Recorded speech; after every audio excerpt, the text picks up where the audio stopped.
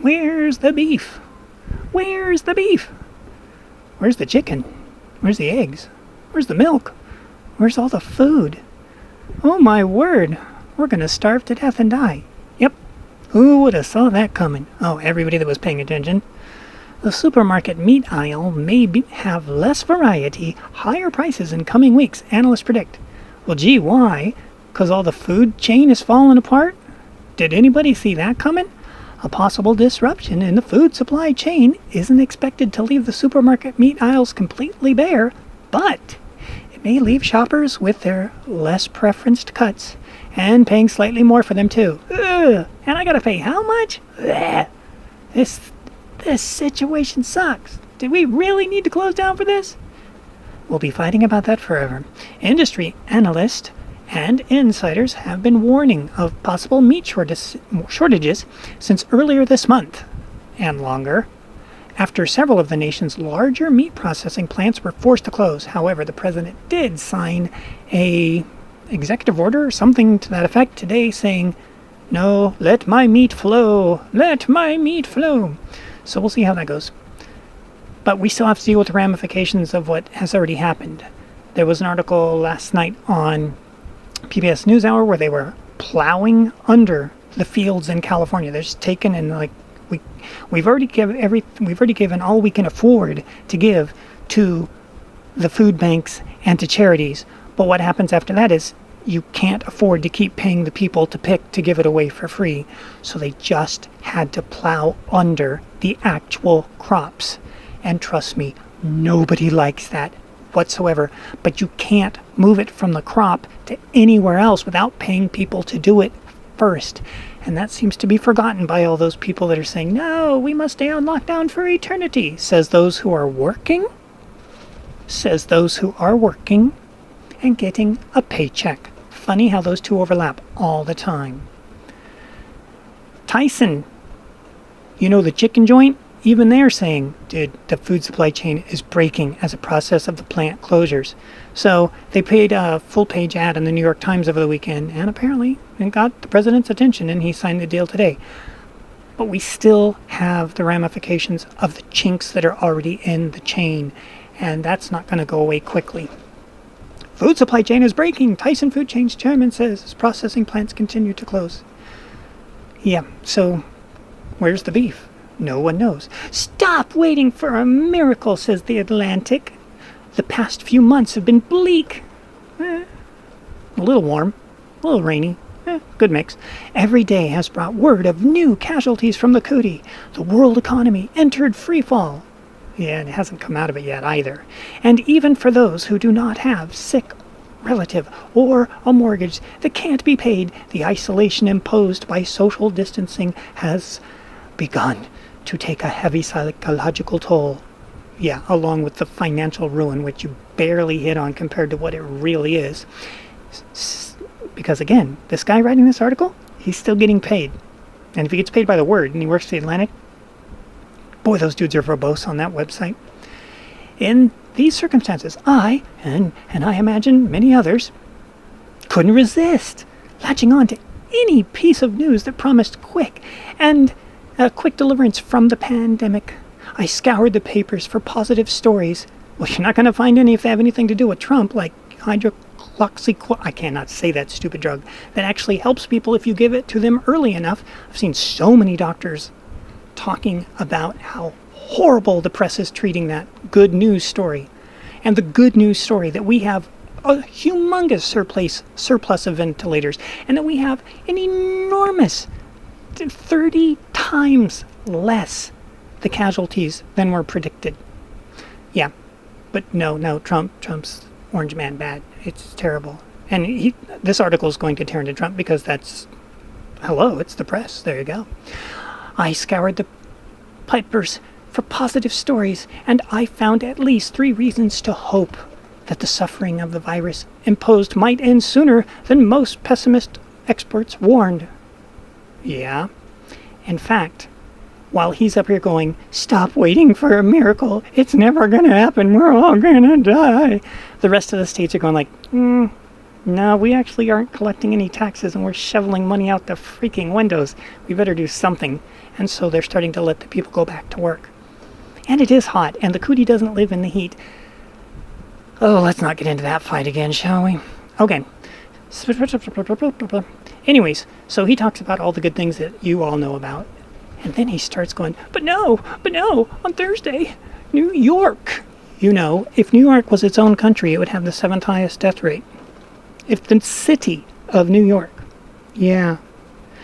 It's so funny because we keep talking about the American. It's like, guys, Canada's just on the other side of the border. We're not talking about them ever anymore. And so as many people keep pointing out, quit treating New York or the rest of America like it's New York. It's not. New York has gone through absolute Beelzebub's pit in this crisis. And they're the reasons it's a crisis, because it really, really sucks there. Turns out all those liberal dreams of shoving people into high-rises and all those liberal dreams of using public transportation are all awesome combinations if you want to wipe out the population with a pandemic. But if you live out in California, or you live in Montana, or you live in Idaho or Tennessee, where you can have, dare I say, elbow room, everybody's got a little bit of elbow room. It's all good, but not so much in the cubes, in the Rubik's cubes But the point is, it isn't. And while the rest of the article is saying, no, New York is all dying, so you must all suffer as much as us. Do you understand? You're all going to die. You're all exactly like us. No, we're nothing like you. Some people are happy about that. Other people are quite sad. But while you are living this episode of the Twilight Zone, the new Twilight Zone called Shelter Skelter, where you are in your bunker. Where is it at? Come on. Ah, Happy Family. Yeah, that is Ray Montagna. Long before he did The Simpsons. And yeah, that's the little girl from, oh my gosh, what's it called? Here, I'll show you. Hopefully I won't get the copyright strike. Come on, wakey. There's so many famous people in this episode, it's unbelievable. That's not going to do it. Okay. So, yeah. All right. There. Joan Allen, yeah. There she is. Oh, come on, you guys. Write down in the comments what show she's from. It's The Wonder Years. Thank you. Wow. God, you guys write fast. Okay, so he's a bunker guy, and he's got a huge bunker under his house, and she's, like, married to the bunker guy. And here's his friend who's with him, and here they are at a different residence, and they hear about a nuclear bomb might happen, and she's like, dude, you're just paranoid. It's not that bad. And then a nuclear bomb does go off, and he's in the bunker, and he's like, wow, I'm safe.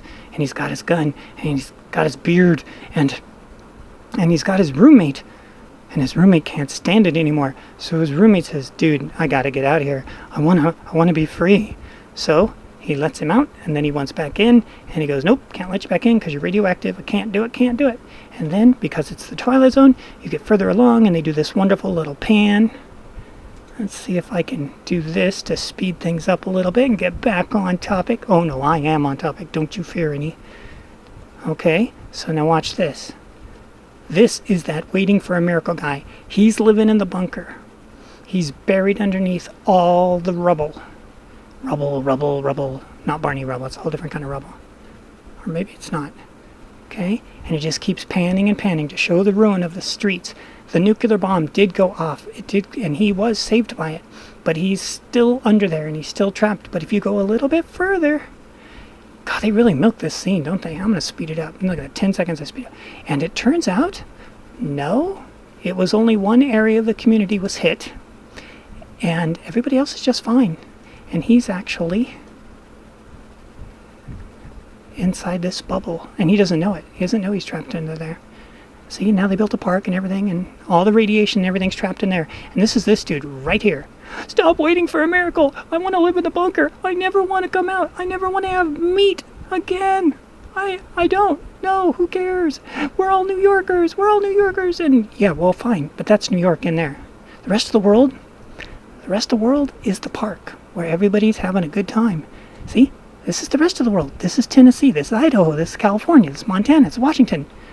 Nah, it's not, because they're not wearing masks, but you get the idea. All right. I was going to go into this story, but I'll just share it with you. The Paranoid Style of COVID-19 in America by Heather McDonald. If you get a chance to read this story, it's in Spectator USA, and she just tears into how the medical information is being completely warped and hidden from the general public of what you need to know, and that, as we've heard from the very beginning, if you ain't old and you don't have an underlying condition, the odds of you getting this are insanely hard. The amount of people that are dying from this that aren't old and don't have underlying conditions, good luck. You're going to win the lottery 100 times more than you're going to get the cootie if you don't meet those two criteria. And even a nurse is saying this. I've worked the corona cootie front line, and I say it's time to open up. Daniel G. Murphy said, let my people go. I'm an emergency physician at St. Barnabas Hospital in the Bronx, and I've been in the ER. I'm not going to read the whole story. You get the idea. But no, this dude, stop waiting for a miracle. Stop it. We're in the bunker. We're in the bunker. That's right. We're living in the Twilight Zone. We're in there. Yeah, well, sucks to be you. Thanks for watching. We'll see you in the future.